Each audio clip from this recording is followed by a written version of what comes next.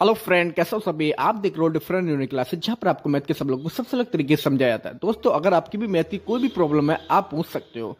देखो दोस्तों, क्वेश्चन में कह रही है कि कितने समय में 10% वार्षिक दर से 12,000 रुपए पर 1230 रुपए चक्रवृद्धि ब्याज मिलेगा यदि ब्याज छमाही संयोजित किया जाए। देखो दोस्तों, आपको करना क्या है, मैथ का कैसा भी क्वेश्चन हो, कोई भी क्वेश्चन हो, सिर्फ और सिर्फ आपको पूरा अपना ध्यान क्वेश्चन में लगाना है। ये कह रहे हैं और सवाल को इस तरीके से पढ़ना है कि वो आपको समझ में आए। कह रहे हैं कितने समय में, समय नहीं पता तो हमने उसको लिख दिया, ठीक है। अब कह रहे हैं 10% वार्षिक दर, तो हमने आर बराबर 10% कर दिया। अब ये कह रहे हैं कि 1200 रुपए पर, अब आपको पता ना पी क्या होता है, जो रुपए की बात हो, जिस रुपए पर ब्याज चाहिए होता है वो क्या हो जाता है आपका पी। तो पी हमारा कितना हो गया, 12,000 सॉरी।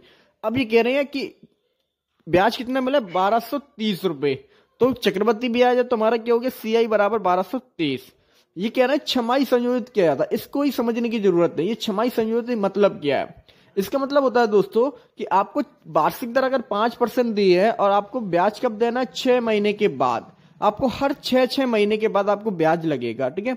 लेकिन एक साल में 10% लग रहा है, तो 6 महीने में कितना लगेगा दोस्तों, 5%, ठीक है। जब एक साल में 10% तो 6 महीने में आपका 5%। और एक साल में यहाँ पर ये देखो आप कि एक साल में आपको ब्याज देना कितनी बार पड़ेगा, 2 बार, क्योंकि 6 महीने के बाद ब्याज लग रहा है ना छमाही संयोजित। इसका मतलब कि 6 महीने के बाद आपको ब्याज देना है, तो 6 महीने के बाद ब्याज लग रहा है, तो एक साल में कितनी बार होगा, एक साल में हुआ आपके 2 बार, ठीक है। तो यहां पर आपको जो एन है ना, फॉर्मूले में फॉर्मूला लगाओगे, ए बराबर पी कोष्टक 1 प्लस आर अपॉन 100 की पावर एन। ये फॉर्मूला जैसा हमने वैसा लिख दिया, लेकिन अब आपको करना क्या, पी तो आपका 12,000 है, 12,000 लिख दिया। कोष्टक 1 प्लस आर कितना है, यहाँ पर वार्षिक है दोस्तों 10%, लेकिन आपको वार्षिक नहीं लग रही है, आपको लग रहा है छमाही, मतलब 6 महीने के बाद लग रहा है। तो 6 महीने में कितना लगेगा, 5%। एक साल में 10 है तो 6 महीने में 5% अपॉन 100 की पावर। अब एन, एन की बात आई ना, यहां पर जो एन है वो वार्षिक होती है, लेकिन आपको ब्याज कितनी बार देना हुआ है, एक साल में 2 बार। तो यहां पर हमारा एन कितना हो जाएगा, 2n, क्योंकि ये छमाही है, ये वार्षिक है। तो एक साल में कितने छमाही होंगी, 2, तो हमारा आ गया 2n। अब सिंपल से हम इसको सॉल्व करेंगे। अब एक की जगह दोस्तों हम कितना रखें, ए क्या होता है दोस्तों, ब्याज जुड़ा हुआ धन। धन भी हमको पता है और ब्याज भी पता है, जोड़ दो कितना हो गया, 12 और 1 13,230।